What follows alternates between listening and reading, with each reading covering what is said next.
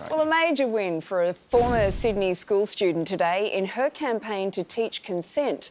1 year after Chanel Contos triggered a reckoning with a petition demanding earlier and better education, ministers around Australia have unanimously agreed to mandate holistic and age-appropriate consent lessons from prep through to year 10. And Chanel Contos joins us now. Chanel, what a brilliant outcome. How did you feel when you got the news? I was a bit of shock when I got the news, but the first time I ever saw the curriculum and what was being proposed to be taught, I cried while I was on the phone with the people who work at the Australian Curriculum Authority. Now, tell us, what does this mean for our kids? What will they be learning that they didn't learn before? Well, for some students around Australia, they've never had any consent education at any age. So, I mean, yeah, they'll be learning consent and empathy and respectful relationships. But this is quite game-changing. And in terms of curriculum that I've looked at in lots of different countries, it's definitely one of the best I've kind of ever seen in the world in terms of the fact that it builds on concepts of power and gender and age and coercion from a young age in an age-appropriate way. So as young as 5 years old, when students are in kindergarten, they'll be learning about simple things like asking for permission and denying permission and help-seeking strategies. And then as they grow older, these concepts get more complex, so that by the time they reach high school and we start talking about consent in an explicitly sexual way, these concepts make a lot of sense. I guess the thing that's interesting about this is it really places a lot of faith in education being the solution to this problem.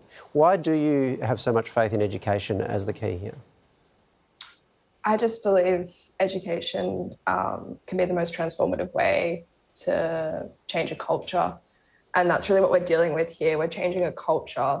A lot of the testimonies on my website, I read thousands of them. And sometimes the acts described were explicit acts of violence that were malicious and intentional, but in almost all cases, these acts were perpetrated unconsciously and unknowingly by the perpetrator and often the victim.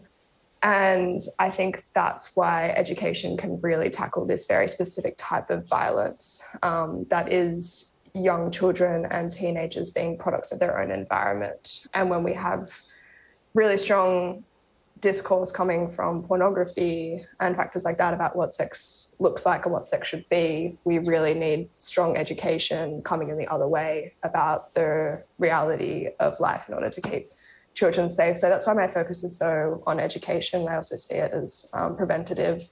Chanel, I also imagine through education you got kids who are learning about this in classrooms together, so they're having conversations with each other where, you know, kids in grade 5 and 6 aren't necessarily talking about this stuff in the playground, but if they're talking about it at school, I mean, what an amazing thing to be, discussions to be having. Of course, and the taboo that lives in our society in terms of, you know, I'm sure a lot of students will go home and speak to their parents about what they learnt that day and then have the opportunity to engage in further conversations to where the parents are comfortable with.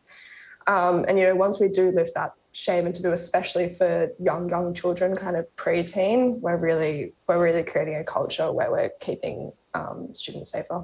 Well, it's an extraordinary thing that you've done, Chanel. On behalf of parents in particular across the country, thank you so much.